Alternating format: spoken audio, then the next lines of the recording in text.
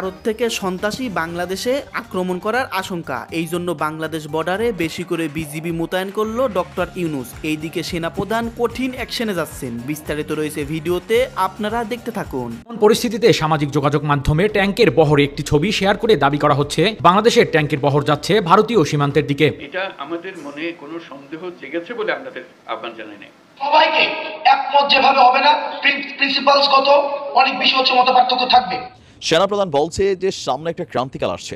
Doctor Yunus বলছে এই মুহূর্তে জাতির মধ্যে ঐক্যটা খুবই জরুরি। আমাদের বাংলাদেশের নিজস্ব গোয়েন্দা সূত্রগুলো বলছে বড় ধরনের সন্ত্রাসী হামলার বিষয় মাথায় রেখে ঢাকা সহ সারা দেশে পুলিশের পাশাপাশি র্যাব এবং আমাদের গোয়েন্দা সংস্থার যারা সদস্যরা আছেন তারা নজরদারি বাড়িয়েছে। রাজনৈতিক দলগুলোর সম্মিলন ঘটলো, তারা জাতীয় ইস্যুতে একমত হয়েছে। আসসালামু আলাইকুম সম্মানিত দর্শক মণ্ডলী, আজকের এই ভিডিওটি অত্যন্ত গুরুত্বপূর্ণ, আপনারা ভিডিওটি সম্পূর্ণ দেখবেন। দর্শকতা, বাংলাদেশ বর্ডারে বেশি করে বিজিবি মোতায়েন করা হলো। দর্শকতা, কারণ ডক্টর ইউনূস ইতিমধ্যে গোপন সূত্রে পেয়ে গেছে যে ভারত বড় ধরনের একটা ষড়যন্ত্র করেছে, বাংলাদেশে তারা সন্ত্রাসী দিয়ে আক্রমণ চালাতে পারে।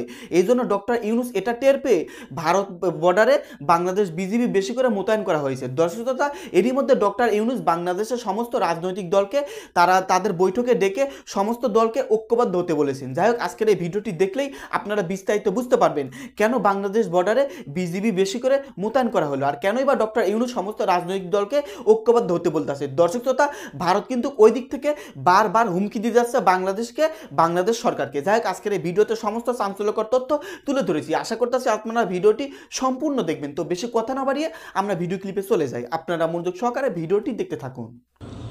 Something wrong. যুক্তরাজ্যের সতর্কবার্তা, সীমান্তে ভারতীয় বিএসএফদের অতিরিক্ত মোতায়েন, ইভেন আমাদেরও সীমান্তে আজকে বিজিবির অতিরিক্ত সংখ্যক সেনা মোতায়েন।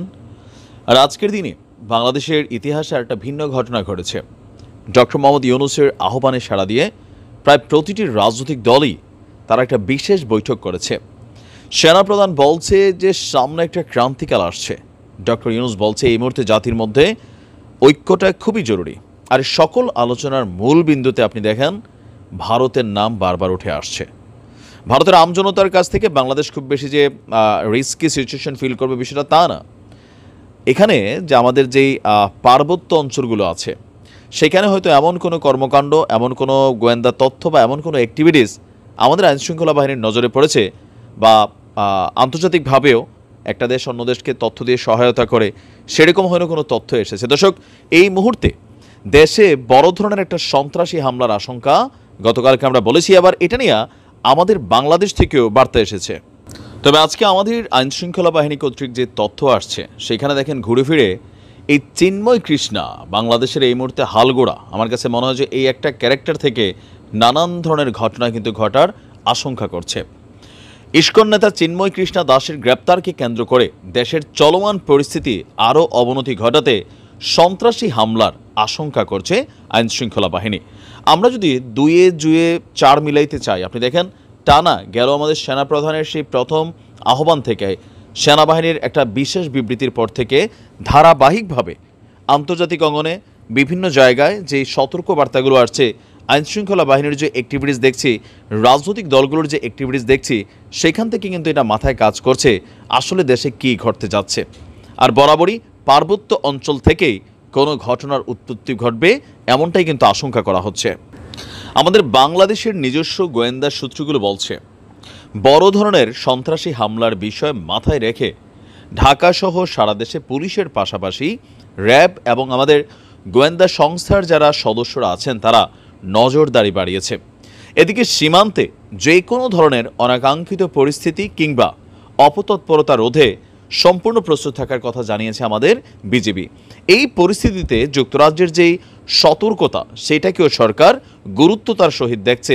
এর পাশাপাশি বাংলাদেশের 3 পার্বত্য জেলা চট্টগ্রাম, বান্দরবান, খাগড়াছড়ি সেখানেও বিশেষ সতর্কতা, গোয়েন্দা নজর আরও আইনশৃঙ্খলার উন্নতিতেও কাজ করছে আমাদের সরকার। অন্যদিকে আইনশৃঙ্খলা রক্ষাকারী বাহিনীর সূত্রগুলো বলছে পরিস্থিতির অবনতি ঘটাতে সন্ত্রাসী হামলা চালিয়ে হত্যার মতন ঘটনাও ঘটাতে পারে। এছাড়া চোরা গোপ্তা হামলারও আশঙ্কা রয়েছে।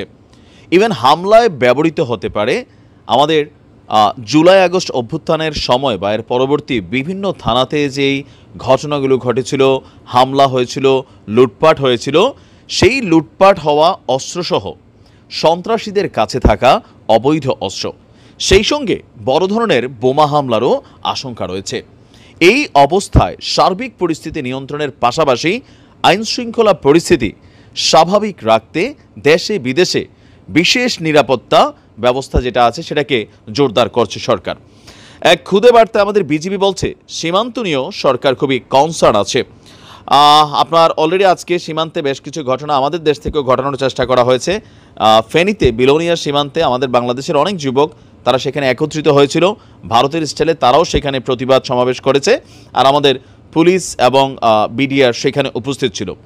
পুলিশ সদর দপ্তর থেকেও একটা বক্তব্য আসছে, বলা হচ্ছে চলমান পরিস্থিতি নিয়ন্ত্রণের পাশাপাশি অপরাধীদের নিয়ন্ত্রণে মাঠ পর্যায়ে যারা পুলিশের চৌকস অফিসার আছেন তাদেরকেও বিশেষ নির্দেশনা দেওয়া হয়েছে। আর আমরা যদি দেখি, বলা হচ্ছে যে সাইফুল হত্যাকাণ্ড সহ আরও বেশ কিছু ইস্যু, পুলিশের একটি সূত্র বলছে সারা দেশে ইস্কনের মন্দিরগুলোতে নজরদারি চলছে, কারা এতে অর্থায়ন করছে তারও একটি তালিকা করার নির্দেশ দেওয়া হয়েছে। বিভিন্ন জেলার পুলিশ সুপাররা এরই মধ্যে সেই তালিকা তৈরির কাজ শুরু করেছেন। একই সঙ্গে বাইরে থেকে কোনো অর্থায়ন হয় কিনা তারও অনুসন্ধান চালানো হচ্ছে। তো সব কিছু মিলিয়ে আমরা বুঝতে পারছি একটা অস্থিতিশীল সিচুয়েশন সরকারের ভেতরে আপনার চলছে, এমনকি দেশের পরিস্থিতিকে মাথায় রাখলে এমনটাই কিন্তু আমরাও দেখছি। প্রিয় মাতৃভূমিকে আল্লাহ রক্ষা করুক, সচেতন থাকবেন, সজাগ থাকবেন। দর্শক, জাতীয় রাজনৈতিক ইস্যুতে রাজনৈতিক দলগুলো যে ঐক্যবদ্ধ হতে পারে তার একটি প্রমাণ মিলল বাংলাদেশে ডক্টর মোহাম্মদ ইউনূসের নেতৃত্বে যে রাজনৈতিক দলগুলোর সম্মিলন ঘটল, তারা জাতীয় ইস্যুতে একমত হয়েছে। বাংলাদেশের ইতিহাসে এটি একটি বিরল ঘটনা। দর্শক প্রশ্ন করতে পারেন, আওয়ামী লীগ নেই কেন? আওয়ামী লীগ নামের কোনো দলের অস্তিত্ব আপাতত বাংলাদেশে নেই। গণঅভ্যুত্থানের মধ্য দিয়ে তারা পরাজিত হয়েছে, তারা পরাস্ত হয়েছে, দলের সমস্ত নেতৃবৃন্দ পলাতক। ফলে এই দলটাকে যদি বাদ দেন তাহলে বাংলাদেশের সকল রাজনৈতিক দল, যাদের মধ্যে নানা রকম মত পার্থক্যও আছে, তারপরও তারা জাতীয় ইস্যুতে একমত হয়েছে, ঐক্যবদ্ধ হয়েছে। আপনারা জানেন যে বিদ্যমান পরিস্থিতির আলোকে যখন কি ভারত ক্রমাগতভাবে বাংলাদেশকে নিয়ে খেলছে, মিথ্যা তথ্য দিয়ে একটি পরিস্থিতি তৈরি করার চেষ্টা করছে, বিশেষ করে সংখ্যালঘু ইস্যুতে চিন্ময় দাসের গ্রেপ্তারকে নিয়ে, এবং সীমান্ত এলাকায় বেশ কিছু ঘটনা ঘটেছে। আগরতলা বাংলাদেশ মিশনে হামলা হয়েছে, মুম্বাইতে কলকাতা মিশনেও বিক্ষোভ হয়েছে এবং বাংলাদেশের পণ্য আটকে দেওয়া হয়েছে। শুভেন্দু অধিকারী রীতিমতো হুমকি দিচ্ছেন, ধামকি দিচ্ছেন। এমন একটি পরিস্থিতিতে ডক্টর মোহাম্মদ ইউনূস সকল রাজনৈতিক দলকে ডেকেছেন জাতীয় ইস্যুতে ঐক্যমত্য হওয়ার জন্য।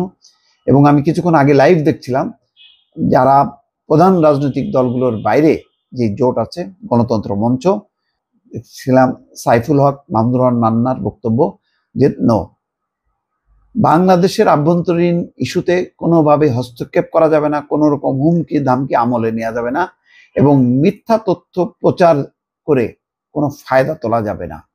এই ব্যাপারে সকল রাজনৈতিক দল ঐক্যবদ্ধ। এখানে কিছুক্ষণ আগে এখন ব্রেকিং চলছে দর্শক চ্যানেলগুলোতে, তাতে যে খবর যে বিভিন্ন রাজনৈতিক দলের সাথে প্রধান উপদেষ্টার বৈঠক, সেই বৈঠকে বলা হয়েছে মূল কয়েকটা পয়েন্ট, যে বাংলাদেশের অভ্যন্তরীণ বিষয়ে হস্তক্ষেপ করছে ভারত।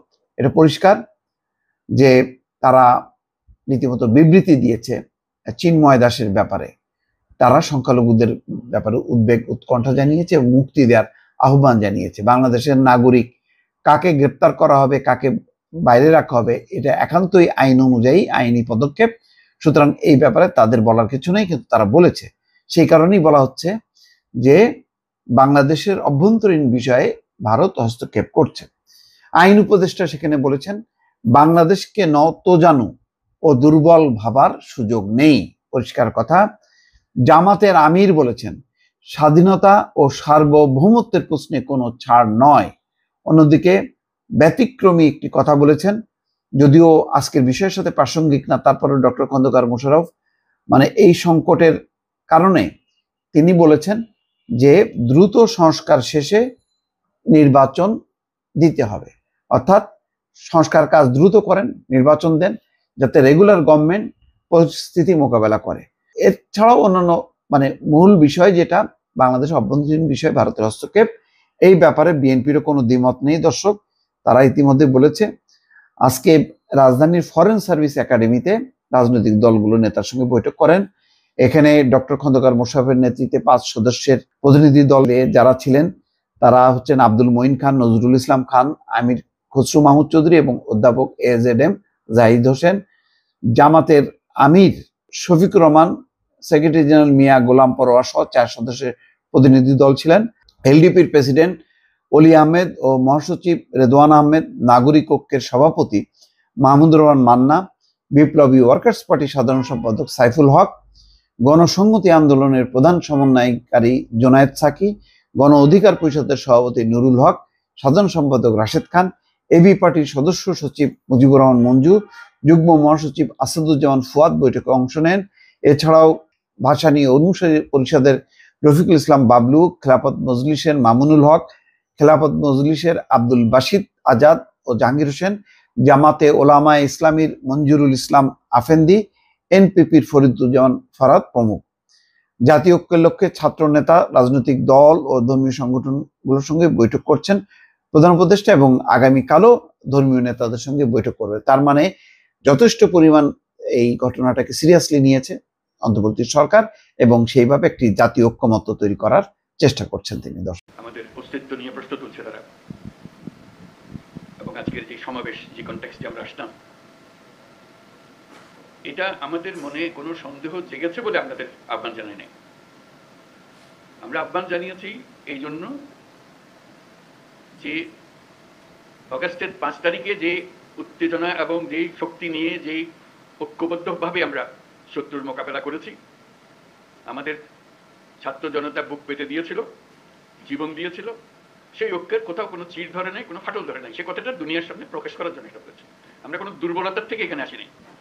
আমরা এখনো সেই জাতি, যেই জাতি এই 5ই আগস্ট থেকে আমরা যাত্রা করেছিলাম স্বৈরাচারী সরকারকে বিদায় দিয়ে, সেই জাতি এখনো সেই সজাগ আছে, সে মজবুত আছে।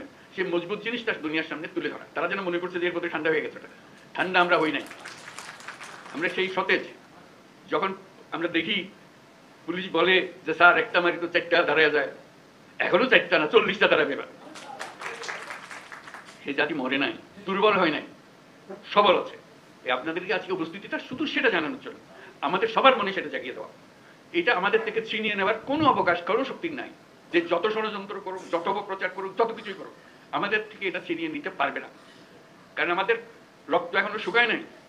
আমাদের দেয়ালে দেয়ালে যে লেখাগুলো আছে আসা যাওয়ার পথে রোজ পড়েন, সেগুলো মুছে যায় না, এগুলো ডক ডক করছে, এগুলো এখনো সেটা আমাদের বুকেও ডক ডক করছে।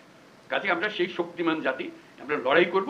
আমরা শুধু হাস্যকর যে প্রচেষ্টাগুলো হচ্ছে সেগুলো তুলে ধরার জন্য আপনাদেরকে আহ্বান জানিয়েছে। আপনাদের মনে কোনো প্রশ্ন ছিল কিনা, আপনারা সুন্দরভাবে সেগুলো তুলে ধরেছেন। আমরা নানা মত, নানা পথ, এগুলো থাকবে, এটা যে কোনো জাতির মধ্যে থাকবে, কিন্তু এই বিষয়ে কোনো রকমের মতভেদ আমাদের নেই। যেভাবে আপনারা এই 5ই আগস্টের পর থেকে একত্র হয়ে চলেছেন, সেই একটা এখনো ঐক্য, সেই মজবুত ঐক্য রয়ে গেছে এবং থাকবে। সেটা আমরা জনগণকে জানিয়ে দিলাম আজকে, সবাইকে যেন জানি। সবার মনে আবার সন্দেহ আসছে কি হচ্ছে জানি না, এটা একত্র হয়ে বসাতে, এই ছবিটা শুধু যদি দেখে মানুষের মনে আবার বর্ষা জাগবে।